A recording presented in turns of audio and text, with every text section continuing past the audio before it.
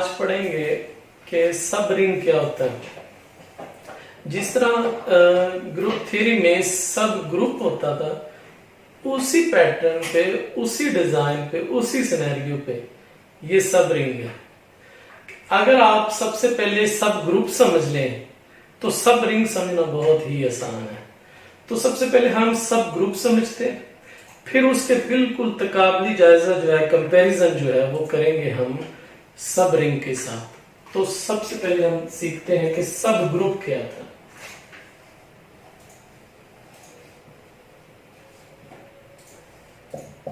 असल में सब ग्रुप हम कहते किसे हैं? सब ग्रुप भी एक ग्रुप का एक सबसेट होता है।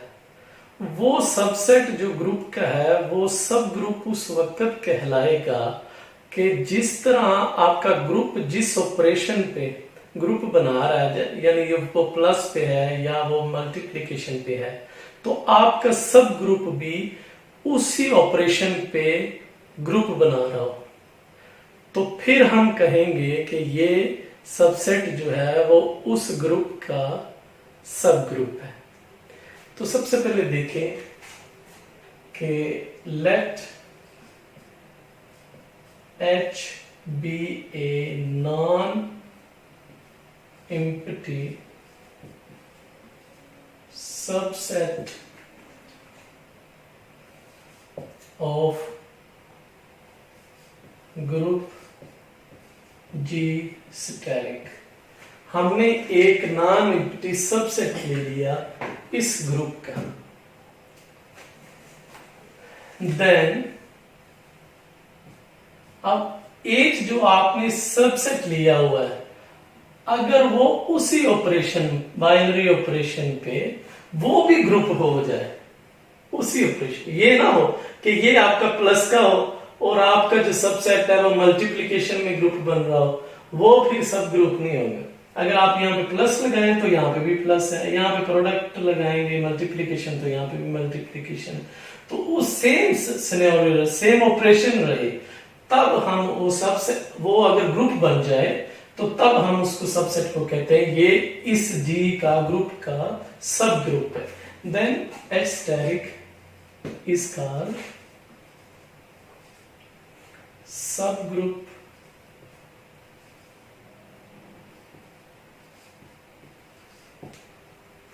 of G steric under the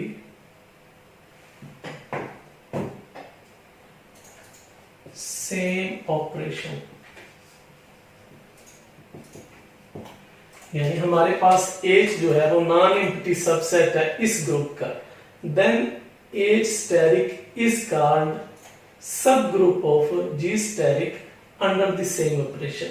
operation same रहे और ये भी ग्रुप बन जाए, इसीलिए मैंने H steric कहा है कि ये क्या बन जाए, becomes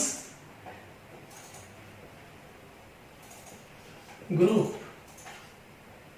under same operation।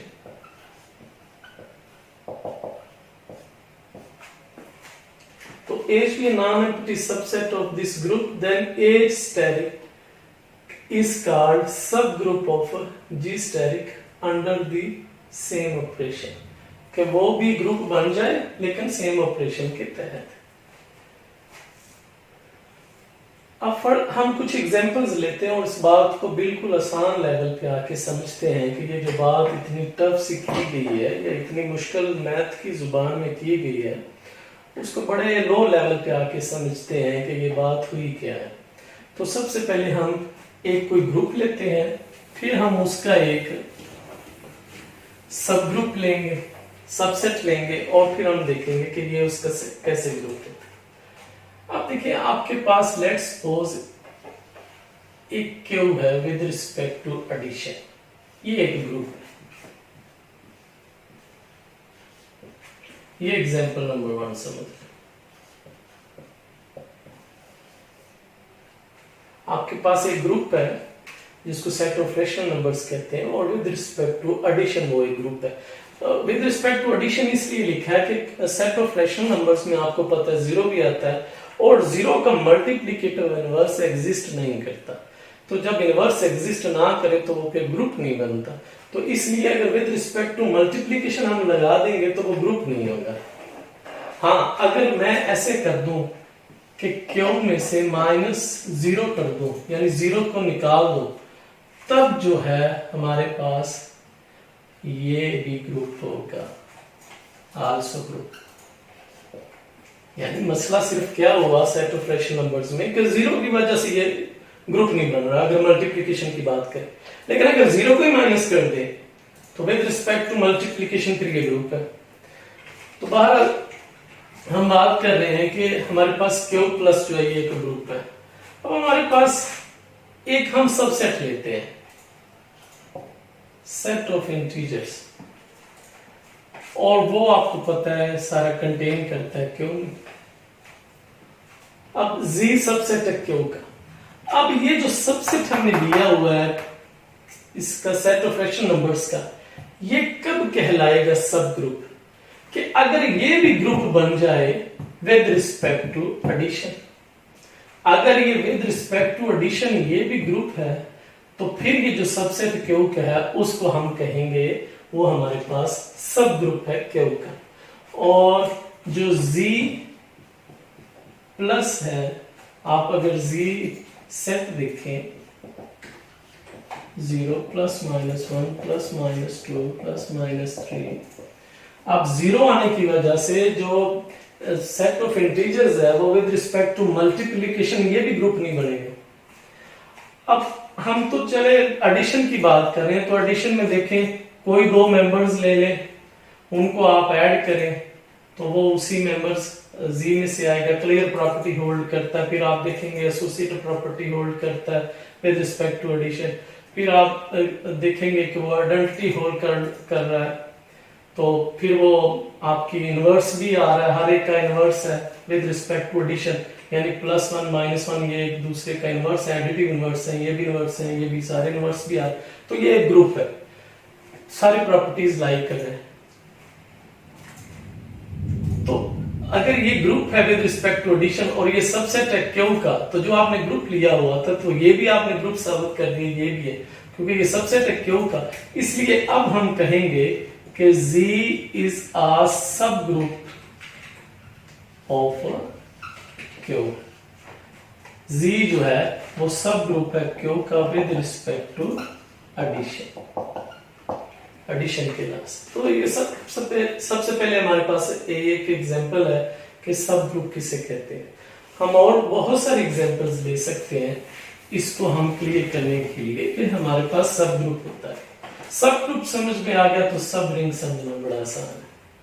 और फर्ज करें हम क्यू की बात कर रहे थे, तो हमारे पास एक सेट ऑफ रियल नंबर्स है विद रिस्पेक्ट टू एडिशन। अब इसमें भी ये मसला है कि हम एडिशन की बात कर रहे हैं, हम मल्टीप्लिकेशन की बात नहीं यहाँ पे करते, क्योंकि रियल में भी 0 आता है और 0 का इनवर्स नहीं होता। और आपको पता है एक मेंबर्स का भी इनवर्स अगर एग्जिस्ट ना करे तो वो ग्रुप नहीं बन सकता। तो ये आप फर्ज करेंगे कि लेट इज अ ग्रुप, ये आपके पास एक ग्रुप है। अब एक हमें सबसेट लेना है इसका, वो भी ग्रुप होना चाहिए विद रिस्पेक्ट टू एडिशन। अब हम क्यू को ले लेते हैं, let Q is subset of R, ये उसका सबसेट है आर का। क्यू जो सबसेट आर का है इज कॉल्ड सब group of R if Q with respect to addition is group under same operation। अब सेम ऑपरेशन का मीनिंग आप समझते हैं कि वो प्लस में है तो वो भी प्लस में है, तो वो भी ग्रुप अगर हो जाए तो हमारे पास क्या बन जाएगा, वो एक सब ग्रुप बन जाएगा। अब देखें आर में आपको पता है कि जब हम 0 को हमने वैसे उसमें मल्टीप्लिकेटिव इनवर्स के हिसाब से आप दो मेंबर्स को प्लस करेंगे वो भी रियल में से आएगा, एसोसिएटिव प्रॉपर्टी एग्जिस्ट कर रही है, एडिटिव इनवर्स है सारे रियल्स में, उसके बाद हर एक का इनवर्स पड़ा हुआ है विद रिस्पेक्ट टू एडिशन। फिर इसी तरह क्यू में भी आप देख लें कि दो मेंबर्स को आप प्लस करेंगे तो वो भी आपका क्यू में से आएगा, एसोसिएटिव प्रॉपर्टी एग्जिस्ट करेगी, उसकी आइडेंटिटी आ जाएगी, जीरो हमारे पास आइडेंटिटी है विद रिस्पेक्ट टू एडिशन, और हमारे पास सारे इनवर्सेस एग्जिस्ट करते हैं, हर एलिमेंट का जो इनवर्स है वो क्यू में लाई कर रहा है, तो ये भी एक ग्रुप है। तो क्योंकि ये सबसेट था आर का, तो आर के हिसाब से क्यू क्या है, एक सब ग्रुप है। इसी तरह जो आर है, एग्जाम्पल 3 में आप देख, जो आर है हमारे पास वो कंटेन करता है कॉम्प्लेक्स नंबर में। अब कॉम्प्लेक्स नंबर में कंटेन कर रहा है, और कॉम्प्लेक्स नंबर जो है वो विद रिस्पेक्ट टू एडिशन इस ग्रुप, क्योंकि कॉम्प्लेक्स में जीरो भी आ जाएगा, अगर ए और बी दोनों जीरो कर दें तो वो भी जीरो बन जाएगा, तो उसका इनवर्स एग्जिस्ट नहीं करता, इसीलिए इसको भी एडिशन के रिस्पेक्ट से रखा। वो ग्रुप है, आर कंटेन कर रहा है इसमें, इसका सब ग्रुप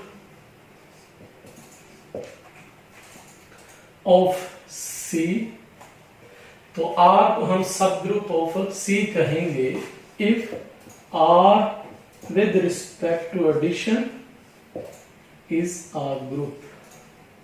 अगर आर क्या होता है, वो भी with respect to addition group बन जाए, तो हम फिर उसको कहेंगे कि वो जो आर है वो सी का सब ग्रुप है।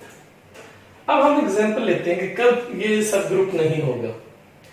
ये सारी एग्जांपल हमने ली, ग्रुप है तो उसका एक सबसेट है तो वो भी सब ग्रुप है, तो कुछ ऐसी एग्जांपल लेते हैं कि ये सब ग्रुप ना साबित हो सके, यानी कि एक अगर विद रिस्पेक्ट टू एडिशन है तो दूसरा विद रिस्पेक्ट टू मल्टीप्लिकेशन तो ग्रुप हो, लेकिन एडिशन के रिस्पेक्ट से ना हो। तो एक एग्जांपल हम वो देखते हैं, तो एग्जांपल नंबर 4 आप देख लें।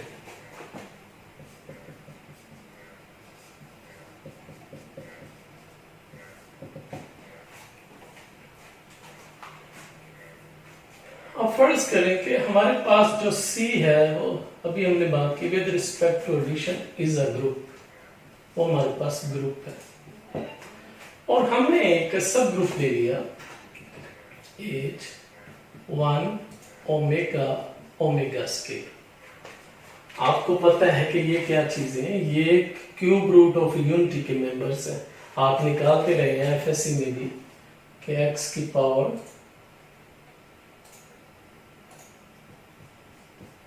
1/3 करके फिर x3 - 1 करके वहां से आप फार्मूला लगाते रहे हैं, तो यहाँ से x की वैल्यूज 1 निकलती थी, और जब आप इसको क्वाड्रेटिक इक्वेशन से सॉल्व करते थे तो आपके पास ये आ जाता था। तो एक दफा प्लस में लिखते थे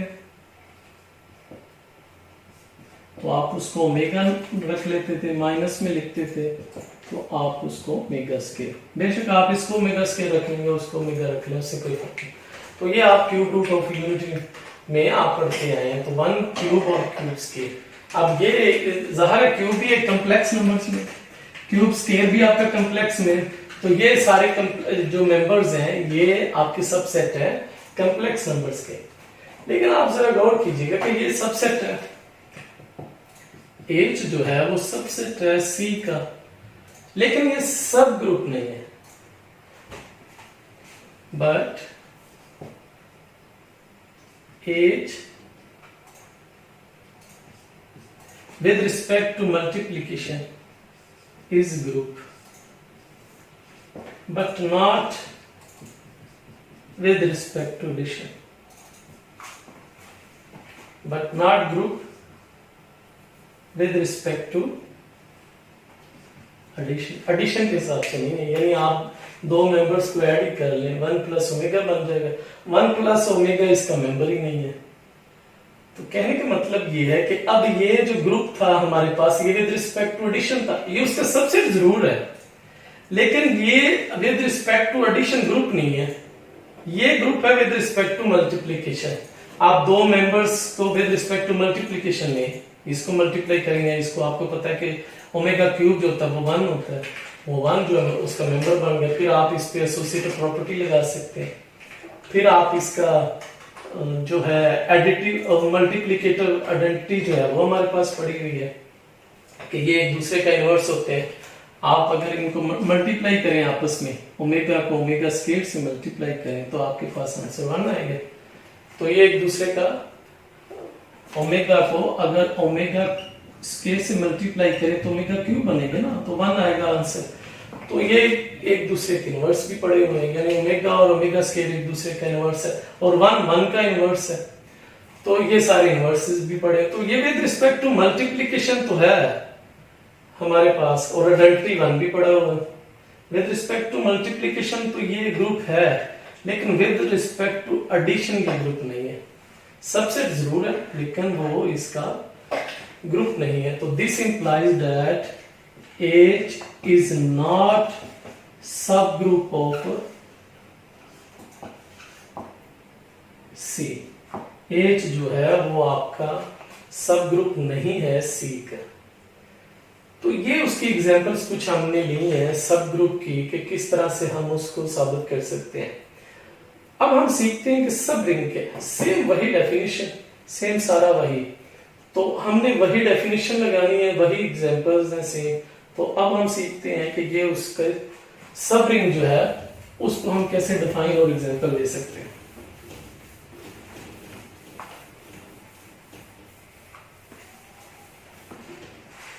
नहीं, सब रिंग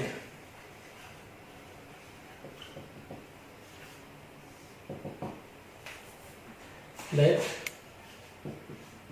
आर प्लस, आपको पता है रिंग में दोनों ऑपरेशन चलते हैं विद रिस्पेक्ट टू एडिशन भी और मल्टीप्लिकेशन भी। तो हमारे पास आर जो है वो एक रिंग है, ये ring of a non empty subset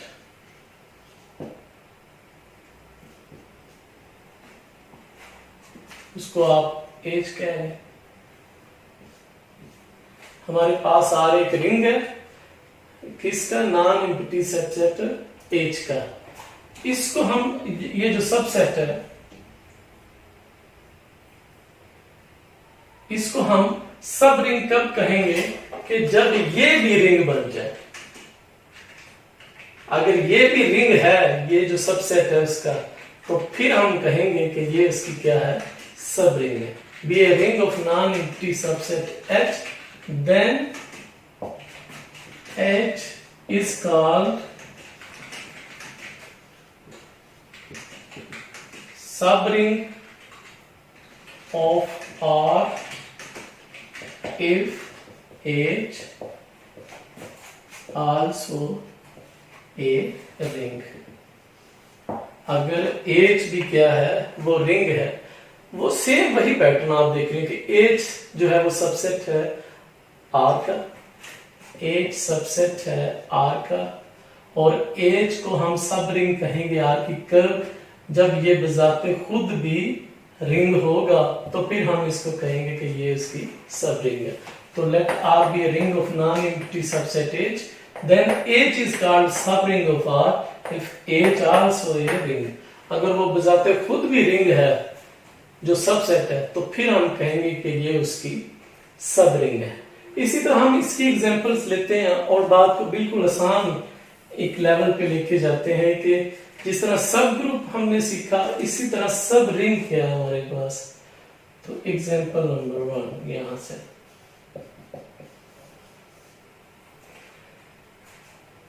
ji late Q be a ring। Q जो है सेट ऑफ रैशनल नंबर्स, वो हमारे पास एक रिंग है। अब आपने एक सेट लिया, late Z be a non-empty subset of Q, यानी that is Z is subset of Q। जी सारा कंटेन करता है क्यू में। अब कंटेन करता है तो सब रिंग कब कहलाएगा? This implies that Z is called sub ring of Q if Z itself a ring। जब वो बजाते खुद एक रिंग है, तो अगर वो सबसेट बजाते खुद भी रिंग है तो तब वो कहलाएगा सब रिंग, अदरवाइज वो नहीं कहलाएगा। ये अब Z जो है वो सब रिंग है Q की, और इसी तरह Q भी सब रिंग है R का। यानी इसी सेम पैटर्न से Q जो है वो कंटेन कर रहा है R में, और R आपके पास एक रिंग है, तो Q कब रिंग बनेगा? जब Q इटसेल्फ रिंग बन जाए। इसी तरह जो R है, हमारे पास R है, वो किसका सबसेट है? वो कॉम्प्लेक्स नंबर का सबसेट है, और कॉम्प्लेक्स नंबर आपके पास एक रिंग है। तो R जो सबसेट है वो रिंग कब कहलाएगा? जब R is itself a ring, then called subring of C। तो फिर हम कहेंगे, अगर वो itself भी रिंग है तब हम उसको कहेंगे कि वो सब रिंग है C की। यानी अगर कोई सबसेट है किसी रिंग का, तो वो सबसेट अगर खुद भी रिंग है तो तब हम कहेंगे कि वो सब रिंग है उस सेट का। तो ये थे हमारे पास एग्जांपल्स। हम और बहुत सारे एग्जांपल्स को डिस्कस कर सकते हैं, सॉल्व कर सकते हैं।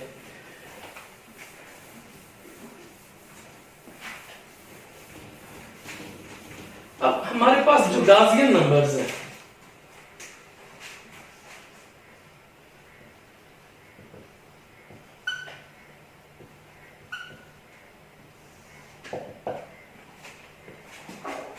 हमने बिल्कुल पिछले लेक्चर में ये सीखे थे कि गॉसियन नंबर्स की डेफिनेशंस ये है, a plus iota b such that a b belong to set of rational numbers. अब ये गॉसियन नंबर्स जो हमारे पास लाई कर रहे हैं, इसी पैटर्न से आप देखें कि हमारे पास रियल नंबर्स की हमने सरफेस भी पढ़ी थी, डेफिनेशन सेम ही, लेकिन अब क्या कहेंगे? ए बी जो मेंबर्स हैं वो रियल्स के। अब हमारे पास जो आर आई है ए प्लस ए, ये हमारे पास रिंग है, और ये जो क्यू है ये कंटेन कर रहा है are I. Are I is a ring and Qi contained in Ri, and Qi is called subring of Ri if Qi itself a ring। अगर वो बजाते खुद भी रिंग है तभी हम उसको सब रिंग कहेंगे उसकी आर आई के। और नोट रखिएगा ये बात ज़हन में कि जो आर आई है हमारे पास, जिसकी डेफिनेशन हमने ये की, a plus iota b such that a b belong to real numbers, तो हम कॉम्प्लेक्स नंबर की भी तो यही डेफिनेशन करते हैं ना कि a b belong to real numbers. तो इसका मतलब है आर आई जो है वो हमारे पास एक कॉम्प्लेक्स नंबर ही है। तो ये आर आई कुछ भी नहीं है सिवाय इसके कि ये कॉम्प्लेक्स नंबर है हमारे पास। तो क्यू आई जो हमारे पास गॉसियन नंबर्स की सरफेस है एक, वो कंटेन कर रही है आर आई में, इसलिए इसको सब रिंग कहेंगे। ये बजाते खुद भी एक रिंग जब बन जाएगी। और इसी पैटर्न से अगर आप एक और एग्जांपल ले लें, जो गॉसियन इंटीजर्स की हमने डेफिनेशन पढ़ी थी, गाउसियन इंटीजर्स की डेफिनेशन हमने ये पढ़ी कि a plus iota b such that a b belong to integers. और गाउसियन इंटीजर्स था और गाउसियन नंबर्स, उसकी हमने डेफिनेशन पढ़ी कि a plus iota b such that a b belong to Q. अब देखें zi के जो मेंबर्स हैं ए बी ये इंटीजर्स हैं और ये क्या है, ये रैशनल नंबर्स हैं। आपको पता है कि हर इंटीजर्स जो होता है वो रैशनल नंबर होता है, लेकिन हर रैशनल नंबर इंटीजर नहीं होता। कि जी लाजमी तौर पे रैशनल है, ये रैशनल में ही कंटेन करेगा, लेकिन रैशनल जो होता है वो जी में कंटेन करना जरूरी नहीं है। तो इसका मतलब फिर ये हुआ कि जी आई जो है वो कंटेन कर रही है सारी क्यू आई, और जी आई जो है ये एक हमारे पास क्यू आई, एक हमारे पास रिंग है, और जो सबसेट है आपका क्यू आई वो भी एक रिंग है। तो फिर हम इसको कहेंगे कि ये एक सब रिंग है क्यू आई की। तो this implies that G I is called subring of Q I if zi itself a ring। अगर वो बजाते खुद भी एक रिंग है तो वो हमारे पास सब रिंग कहलाएगी। अब हमारे पास एक छोटा सा रिजल्ट है, फिर हम बात को खत्म करते हैं कि अगर दो सब रिंग्स क्या यूनियन लें और इंटरसेक्शन लें तो क्या वो भी एक सब रिंग ही बनता है या नहीं बनता।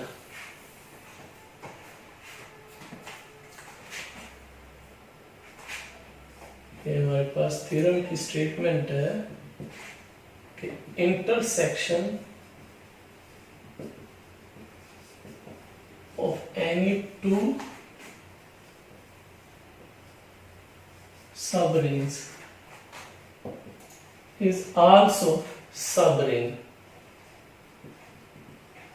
यानी दो आप सब रिंग ले लें, उनका इंटरसेक्शन ले लें, तो वो जो रिजल्ट आएगा वो सारी प्रॉपर्टी सब रिंग को प्रूव करेगा। But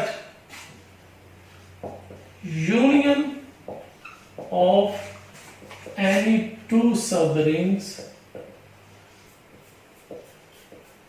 need not to be subring. कि अगर यूनियन आप लेते हैं तो जरूरी नहीं है कि दो सब रिंग का यूनियन भी सब रिंग बने।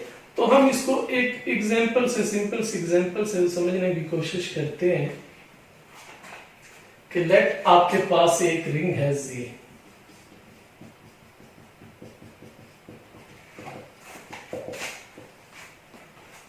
अब आप इसको अगर 2 से मल्टीप्लाई कर लें तो ये बन जाएगा ये, और अगर आप 3 से मल्टीप्लाई कर लें तो फिर ये बन जाएगी ये वाली रिंग।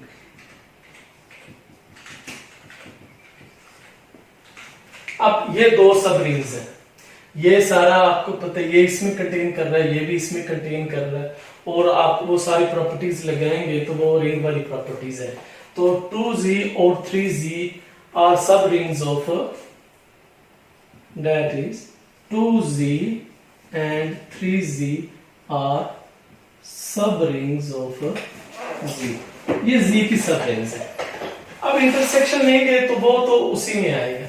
हम यूनियन की बात करते हैं, इंटरसेक्शन आप चेक कर लीजिएगा कि 2z यूनियन 3z, आप जब इनका यूनियन लेंगे तो हमारे पास ये बन जाएगा 0 2 3 4 और 4 के बाद 6 एंड सो ऑन। ठीक है जी। तो हमारे पास दो रिंग्स का, सब रिंग्स का यूनियन आ गया।